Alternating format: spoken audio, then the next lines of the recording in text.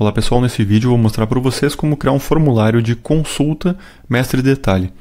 Nós já criamos em exemplos anteriores uma listagem de vendas e também a listagem está conectada ao formulário de cadastro e edição da venda. O que falta nesse momento é um formulário de consulta para que ele seja acionado entre entre a listagem e o formulário de edição. Assim como nós já fizemos com a listagem de clientes, que ao clicarmos sobre o cliente, primeiro nós temos uma tela de consulta dos dados do cliente para posteriormente cairmos na tela de edição. Isso facilita algumas questões, porque podemos concentrar na tela de consulta algumas ações do usuário, ações que não são necessárias que ele esteja no formulário para executar, e também temos uma separação da permissão, podemos definir permissão para a listagem e para a consulta, mas não para a alteração do cadastro, por exemplo. Agora vamos fazer uma tela então de consulta mestre detalhe. Para fazermos a tela de consulta mestre detalhe, vamos vir aqui em formulários, novo formulário mestre detalhe para consulta. A opção formulário mestre detalhe nos gera um formulário de cadastro e essa um formulário de consulta. Para tal, então, vamos selecionar a base de dados, a classe mestre, a classe que representa a tabela mestre para os registros, a classe que representa os itens, no caso aqui nosso é a classe de itens da venda, o campo de ligação entre as duas tabelas e aqui temos o nome sugerido para a classe de formulário de form view para venda. E o tipo de apresentação nós temos como mostrar dentro da página, numa nova janela ou numa cortina lateral. Nesse caso, nós vamos deixar para que seja aberto dentro da página mesmo. No próximo passo, nós configuramos quais campos nós queremos apresentar para o usuário da tabela mestre e em seguida quais campos nós queremos apresentar para o usuário da tabela de detail. Só vou ajustar um pouquinho aqui a ordem dos campos e em seguida já vou gerar o código. Então aqui nós temos a classe SaleFormView, classe de formulário de visualização da venda. Aqui no método construtor nós criamos o formulário, adicionamos ele à página dentro de uma caixa vertical que nós podemos colocar outras coisas depois, como por exemplo um breadcrumb. E aqui nós temos o método que carrega o registro, propriamente dito. Então ele carrega o registro mestre, exibe as informações dele por meio de componentes label e text display. Depois nós criamos uma data grid e adicionamos várias colunas da data grid e alimentamos essa data grid com o registro dos itens da venda que são carregados por essa linha aqui, pelo método load do framework e em seguida eles são adicionados na data grid. É claro que podemos fazer uma série de transformações aqui, essas transformações nós explicamos direito no livro e nas videoaulas do framework, mas agora nós vamos aproveitar esse código gerado aqui e mostrar o resultado para vocês. Eu vou salvar então, junto com os outros exemplos, na pasta app control testes, com a extensão .php. E agora, para poder fazer uso dessa classe, nós precisamos, aqui no template, cadastrar esse programa. Esse programa ainda não é reconhecido, então nós vamos cadastrá-lo, conceder a permissão para o grupo admin, pelo menos, e recarregar as permissões, que podemos fazer também fazendo logout e login na aplicação. Agora nós já podemos alterar nossa lista de vendas para conectar essa ação aqui no lugar do formulário de edição ao formulário de consulta.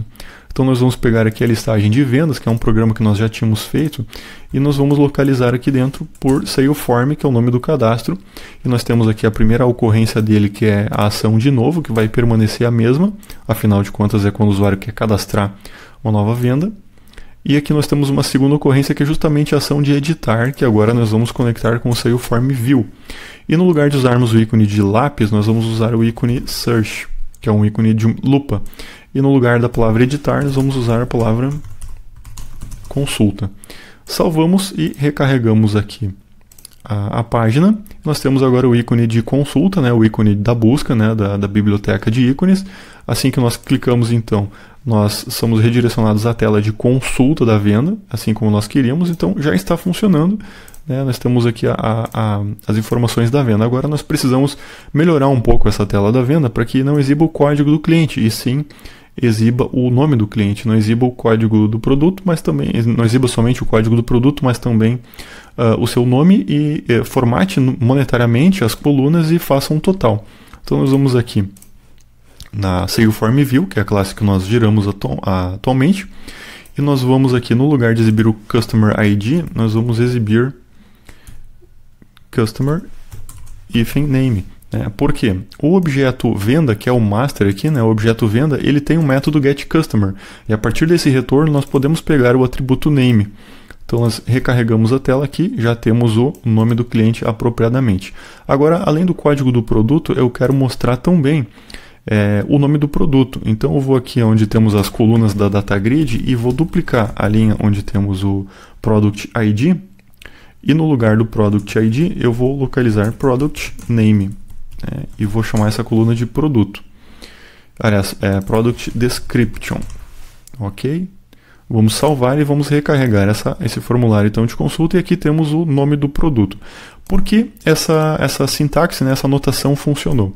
Porque a partir do objeto que eu tenho aqui na data grid, que no caso é o item da venda, eu tenho um método getProduct na model. Então eu vou abrir aqui a classe de modelo, appModel, item da venda, que é a classe do detail, E aqui nós temos o método getProduct, que retorna o produto vinculado àquele item da venda.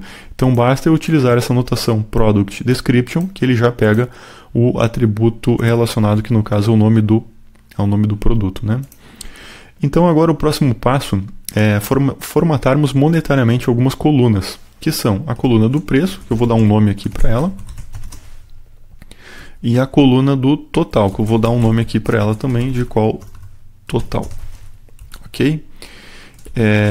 Vou deixar as duas próximas aqui e vou aplicar uma função chamada formatValue, que eu vou colar aqui para vocês, que é bem simples. É uma função anônima, escrita aqui. No caso, o formatValue é igual a function, e ela verifica se a coluna é numérica, ela usa a função numberFormat do PHP para formatar com as devidas casas decimais e colocar a máscara monetária na frente, o símbolo monetário na frente, e retornar o valor, caso não seja numérico, eu vou só retornar o mesmo valor. Isso nós aplicamos em cima das colunas price e total, essa função de transformação aqui, no caso a formatValue. Então o framework tem esse mecanismo aqui, o setTransformer, que aplica uma função de transformação em cima de uma coluna, e é bem poderoso esse mecanismo. Então vou recarregar aqui. Nós vemos que as colunas preço e total já estão formatadas corretamente, falta somente colocar o alinhamento à direita aqui, que vai melhorar a visualização.